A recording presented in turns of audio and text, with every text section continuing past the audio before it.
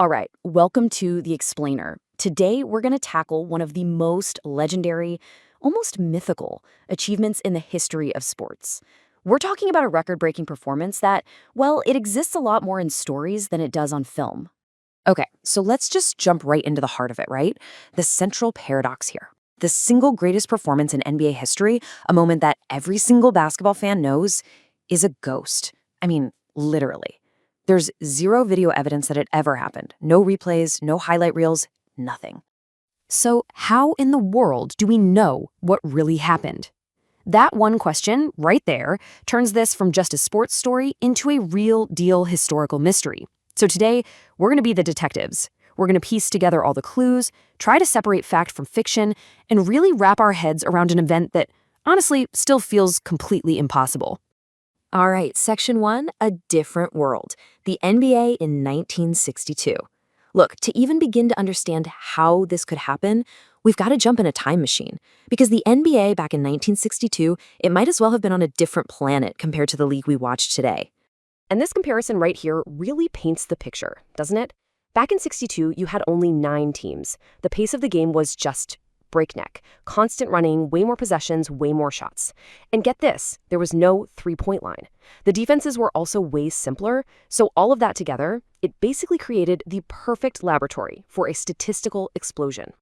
And right in the middle of this wild, fast-paced world was an absolute force of nature, Wilton Norman Chamberlain. You have to understand, in this league, he stood, and I mean this literally, head and shoulders above everybody else.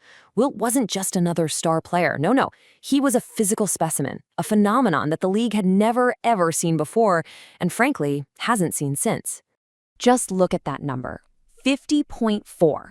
Now let that sink in for a second. That's not a hot streak. That was his points per game average for the entire 1961-62 season. It's so insane that a lot of experts will tell you this record, the 50-point average, is actually more unbreakable than the 100-point game we're talking about today. He was basically doing the impossible every single night he stepped on the court. Okay, so now we're getting to it. Section 2, The Perfect Storm. March 2nd, 1962. All of these things we've been talking about, the fast-paced era, the simpler game, and this unbelievable player, they all came together on one specific night. And on top of that, a few extra kind of weird twists of fate were thrown into the mix. Yeah, this wasn't some huge primetime game in Madison Square Garden. Not at all. It was played in a small, neutral arena in Hershey, Pennsylvania. You know, the chocolate town. There were barely over 4,000 fans there. The other team, the Knicks, were missing their starting center. So who had to guard Wilt? Some poor rookie. And to top it all off, the story goes that Wilt himself was out all night in New York and barely got any sleep. So you have all these strange little details that created the absolute perfect conditions for something completely unprecedented to happen. So the game starts and Wilt comes out hot. He drops 23 points in the first quarter. Now, for you or me, that's a career game. For Wilt that season, that was just a pretty normal Tuesday. A strong start for sure, but nothing that screamed history is about to be made. Okay. Fast forward to halftime, he's up to 41 points. Again, that's a massive number, but for a guy who averages 50 a game, it's not totally out of this world.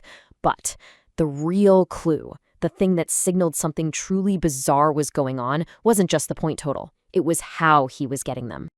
And this chart right here might be the single craziest stat of the entire night. You see, Wilt Chamberlain was a famously, notoriously awful free throw shooter.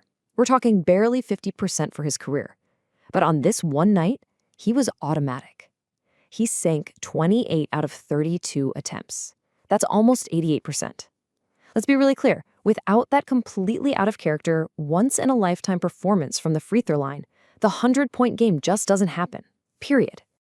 So now we head to the end of the third quarter, and things are starting to get, well, they're starting to get serious. He just explodes for another 28 points in the quarter, bringing his total to 69.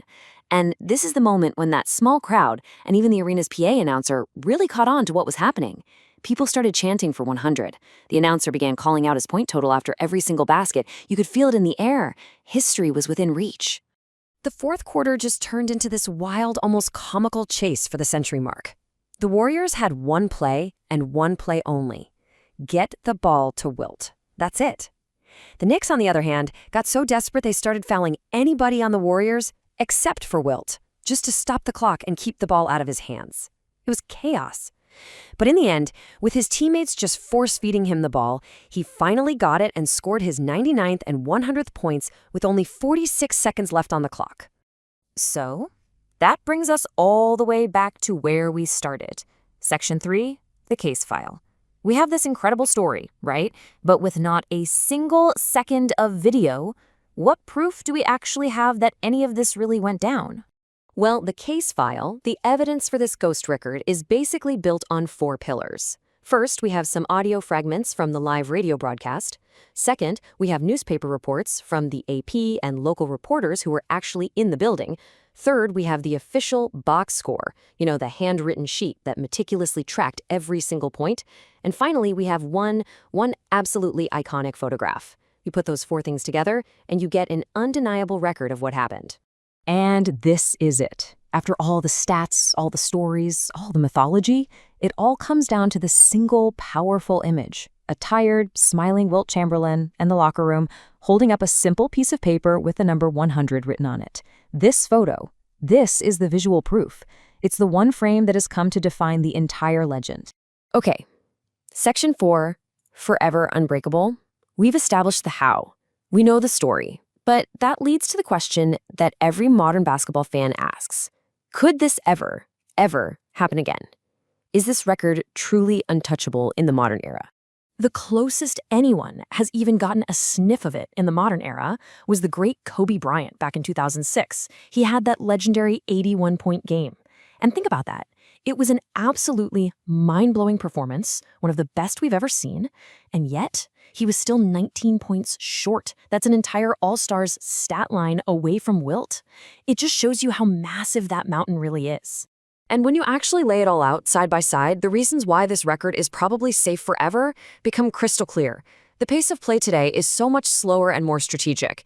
Defenses are way more sophisticated. A guy like Wilt would be constantly double and triple teamed. Teams now want balanced scoring, not just one guy taking all the shots. And maybe the biggest thing? Load management. No coach is letting their superstar play all 48 minutes of a game, especially not a blowout, just to chase a record. The perfect storm that created that night for Wilt, well, those clouds are just never going to form again.